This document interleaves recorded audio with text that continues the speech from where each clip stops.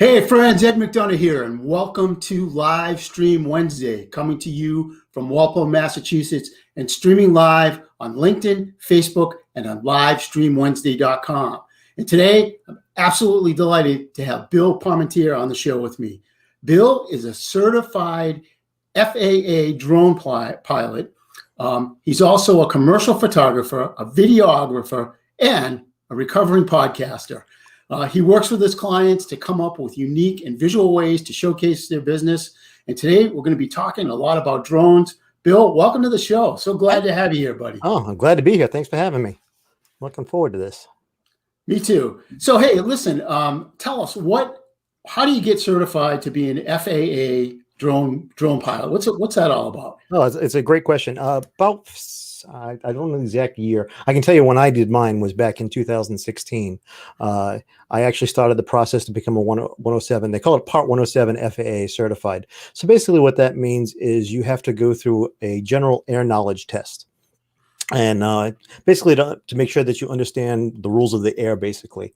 And also this allows you the ability to be able to fly commercially. So most people nowadays, you see drones and you're thinking, oh, this is, everybody can just throw one up in the air. And that's the case if you're just playing around, for pleasure kind of stuff. But the minute you try to do that for a recreation, something other than recreational, where you're going to make money off the deal, you have to get this certification. And for me, it took about 40 hours worth of training. And then it's a 3-hour test you have to take to make sure that you are knowledgeable enough to be able to fly safely. Things like not being able to fly over people in crowded areas, different weather conditions, things along that line, what you need to really understand prior to doing that. So, and you actually have to get, in some places where you might be close to an airport, you have to know that you can, that you have to get permission from the airport before you can fly. So the involvement in it is a lot of studying, and every 2 years we're required to renew. Oh, wow. Yeah, wow. It's not something you can just kind of do and forget, It doesn't quite work that way. Right. Yeah, so it's a commitment. So that's cool. It is. But the upside to it is really a lot of fun. Yeah, so let's talk about that. So how does what are some ways that businesses can use this footage to, kind of separate themselves or let their clients know, more about their services or whatever? That's a great question. It really depends on the market you're working in. I'll give you an example. Drones are hot in real estate right now. People are, especially with COVID just having happened, people aren't as willing to go to properties immediately to check them out, so they want to see them ahead of time. And especially if it's a larger piece of property, people want to be able to see what it looks like before they even go there, because if it's not what they're looking for, it saves them the trip. And there's no more unique way to promote a big piece of property as via a drone, because they can see the neighborhood, they can see the property itself, the amenities in the area. All that stuff can be shown via flights. Now, back 10 years ago, you had to hire a helicopter to go do that, and you weren't going to. So you're not going to do that nowadays, and nobody can afford that anyway. But so that in a real estate function, that's one. I've had clients such as construction that are doing things like building buildings. They want to document the construction of a building over the course of time, and we can do time-lapse videos. Yep. I've also, as we were talking about a little while before we got on camera, I've actually done things like wedding engagements. So it's very varied as far as what you can use a drone for. If you use a little bit of imagination, you can come up with some really unique ways of promoting your business. Yeah, that's cool. Very cool. So let me ask you, what's like the most interesting thing you've used the drone footage for? I'll give you two examples. I'll give you one on the consumer side, and I'll give you one on the commercial side. First, on the commercial side, a couple of years ago, you actually know a mutual friend of ours, Aaron Usher.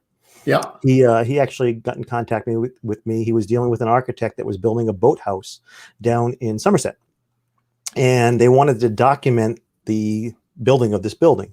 So I spent an entire summer going down about once every other week and just running my drone around in a circle around that building. And we made it into a really cool time lapse that showed the building from when it was dirt ground all the way to completion. even the point, we even flew the drone inside of the building, which you have to get all kinds of permissions to do that too. But we flew it inside the building as they were pouring the concrete inside the building. So it was something really, really cool to do.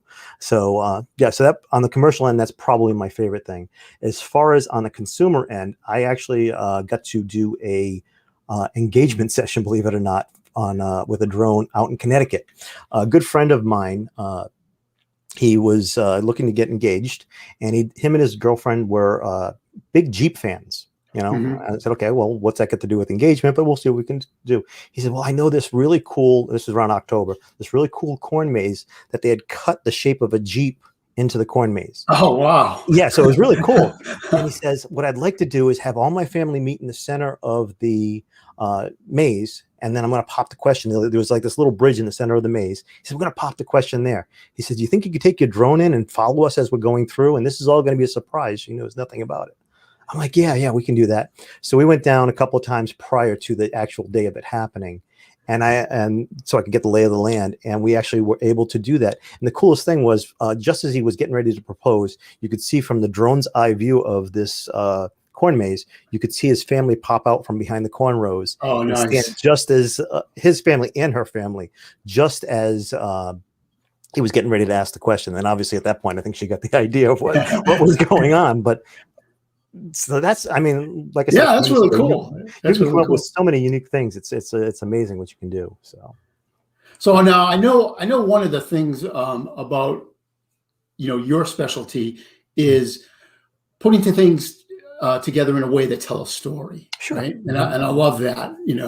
Being a marketing guy, it's always about the Oh, yeah. story and the process and leading people through. So how can what's a way that people can either use the drone footage or just in general, like kind of build a story around using video to convey their message, Well, maybe promote their product or something. Yeah. that's a great question. Typically, before I sit down with my clients, or before I actually do a video job with my clients, I will sit down and say, okay, what are we trying to tell? What is the story you want to tell? Do you want to talk about your people? If you're a service-based industry, maybe it's the people that work in your business. If you're a manufacturer, maybe you want to tell the story of how you make your product. If you're selling an actual product, you may want to do a story about how your product is used well. People connect more to stories than they do to just saying, here, buy my product, or here, buy my service. You need to actually show them how they're going to benefit from it. And the best way to do that is through a story. Trying to come up with, for instance, I'll give you one. I worked with a client not too long ago that manufactures biodegradable bags for product Mhm. bags. Everything from food to soils to things along that line. And what we decided early on was his family, his company, his people were like a family. So what he wanted to do was to highlight the fact that they were a family organization, and then talk about what they did to help Mm. further the environment. So that story kind of connects you right off the bat with the company before you even think about buying a product. So whenever I sit with somebody, I really want to find the story of what makes them tick as a business and as people. And then we can convert that into a video. I don't know if I answered your question fully there, but Yeah, no, I think you did. So let's talk a little bit about the product part of it too. So, sure. there are lots of companies who sell lots of different products, but how can they use video to kind of excel or make the product stand out? Is that's really what I'm looking for. Make the product stand out so that people make that connection with it, and maybe they may connect to the story of it too.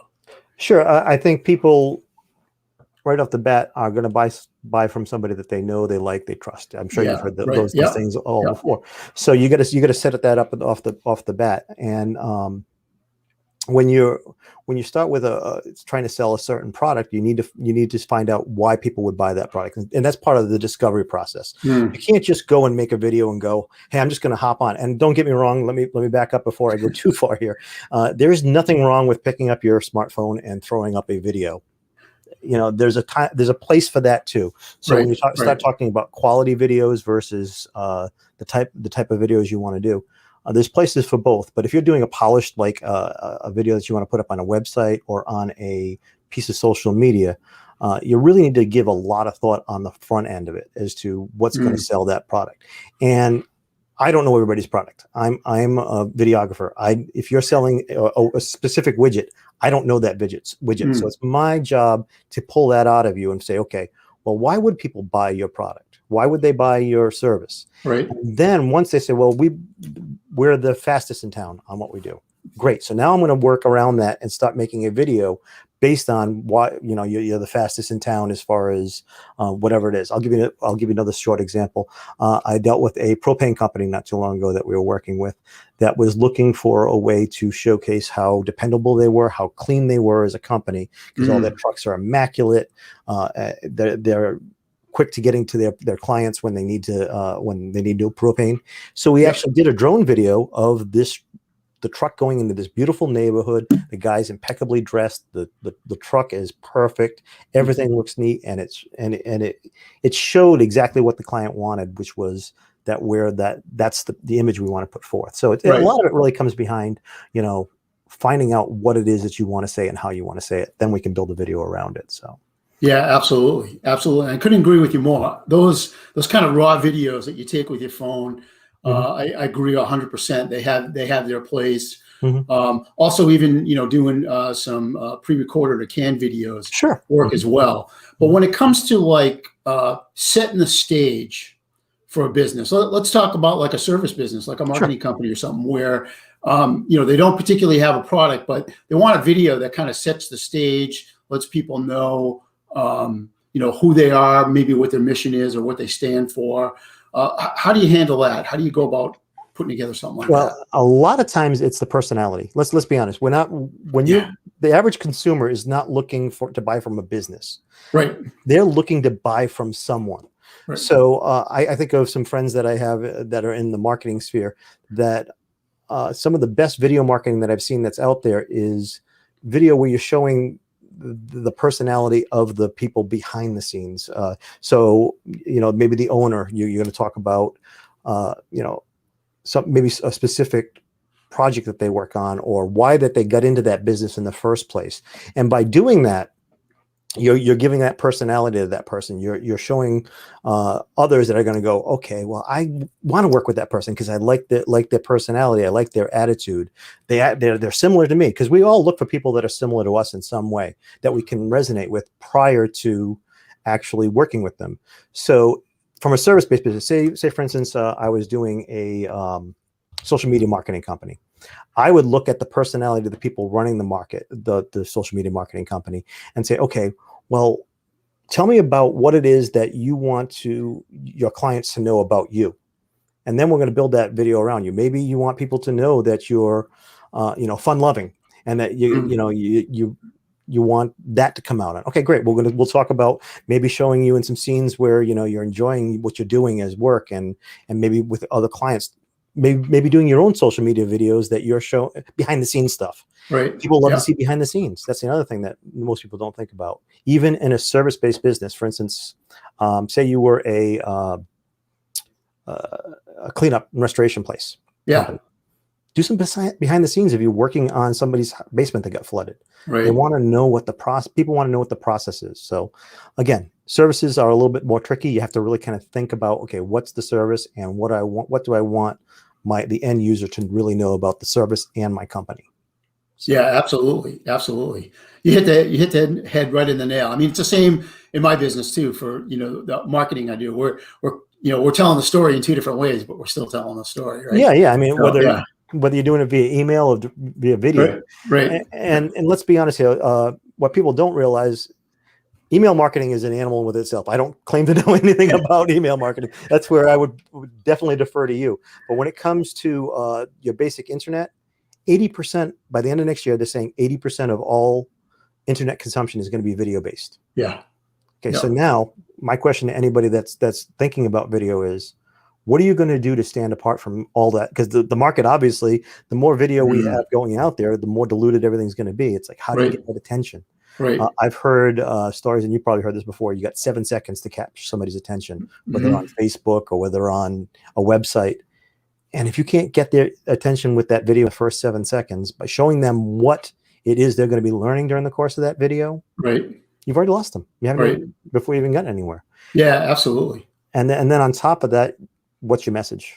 what message are you giving them? Right. If the message isn't on point, they're going to walk away. I will also add this. A lot of times I will get the question, well, how long should my video be? I was just going to ask you that. Actually. Oh, let's see. I beat you to it. But quantity versus quality. Yeah, go ahead. Yeah, well, there's actually almost two separate things. We talked a minute ago about doing the cell phone videos. Cell phone videos are great for behind the scenes, like I was talking about before. Right. I've occasionally hopped on a Facebook Live, or I've hopped on just on a video that I save for later at a photo shoot that I'm doing, so people can kind of get an idea of what's behind the scene. Those raw videos are good, but even for a polished video, you got about 2 minutes. Yeah. Yep. Unless you're really compelling, after 2 minutes, you're losing people. Right. And but here's an interesting stat that I just read today, actually. If you are making a longer form video, a 6, 10, 15-minute video, if you can get them to stay with you for the first 6 minutes of the video, 80% of them will stay for the rest of the video. Yeah. But you got to get past that first 6 minutes. So it's a trade-off. But I would definitely say for the average consumer, business, commercial type of use, 2 minutes, maybe 3 if you're pushing it. Right. But I really wouldn't go any more. Yeah, it has to be a really compelling story. It's funny because I get the same question too. Well, how long should my copy be? So in email marketing, where the email is always driving somebody to a page where they're going to get more information. So what goes on that page? How much information goes on that page? And I always say just enough to convey the message and get the person to take the next step. Right. Yeah, which really isn't an answer, but it is an answer because there are long form sales letters. I've sold thousands and thousands of dollars worth of products and services with videos that are 20 minutes long. But the thing is that it's very targeted to a right audience. Yes, exactly. It has the right message, and it's compelling enough that someone who is a highly targeted person is going to watch all of it because they're highly targeted. The average person is not, right? So it really depends on where you're going to use it. Yeah, I mean, if you're doing a super hyper targeted, yes, I would say you could do 20 minutes, an hour easily. I've gotten caught up in my industry watching an industry type video that I'm sitting there for an hour later going, wow, I can't believe I just sat and watched that. But when it comes to the average Joe who's just going to hop on, and especially if they're just scrolling on their phone, 2 minutes is about all you're going to get. For a promotional video, it's totally different. You're in that 2 minute and under range. Yeah, and quite frankly, I'd even try to push people even lower than that. Try to keep it under a minute because again, people are scrolling so quickly. You got to get their attention. One other thing that most people forget about in videos is a call to action.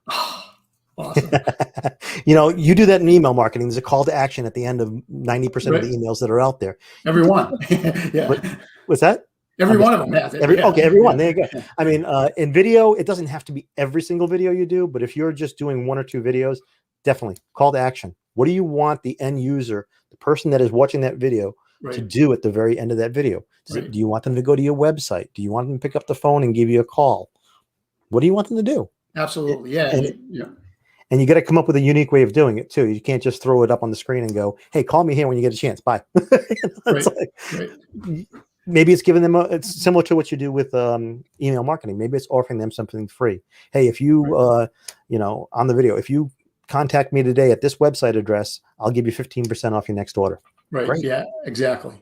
Yeah. And just conveying that message. And this is across all marketing. The number one thing I see is people have a very weak, or they just leave out the call to action. Like they just expect the person to know what to do. So, I've seen a bunch of your work, but I'm delighted to even hear you talk about you have to have that call to action in there. It's the most important next step, right? Because what are you doing the video for otherwise? Right. Exactly. The thing is it's, people will tune it out and they need to know what you want from them. Right. And yeah, I guess I would go back to that. Would probably be the very first step in the very beginning, is finding out, well, what is your call to action at the end too? Because that can also dictate the direction you go in the video, much like what you do in email. I'm sure you probably tailor your emails around what that final call to action is, correct? Right. Yeah. It's what's the outcome that you want, right? As the client, So if you don't know the outcome, where do you start? Right. What's the point? Exactly. Right? Exactly. So, awesome. So, hey, I want to just, I love this conversation, but I want to just go back to drones for a second. Sure. So what if a business is thinking about, why do I need to hire Bill? I'll just go down to, Target or something, and I'll buy my own drone. Like, what's the drawback of that? I know there is one, but I want the Yeah, folks to hear it from you you. know, Yeah. So, it's funny. I almost feel like I hop on this too much, and for those who've heard my spiel before, I'll apologize. But here's the thing: flying a drone does sound easy. It's, I can go to Best Buy and buy a $300 drone and throw it up in the air, and I can use it to promote my business, or I can, maybe I'll spend a little bit more, and it won't be much of a learning curve. I've had actually clients in the past that have said to me, "Oh, I'm a real estate agent. I'm just going to have one of the guys in my office get a drone, and we'll throw it up in the air, and you'd be good to go." Well, as I mentioned in the beginning, you need to be Part 107 certified first and foremost before you even think about that.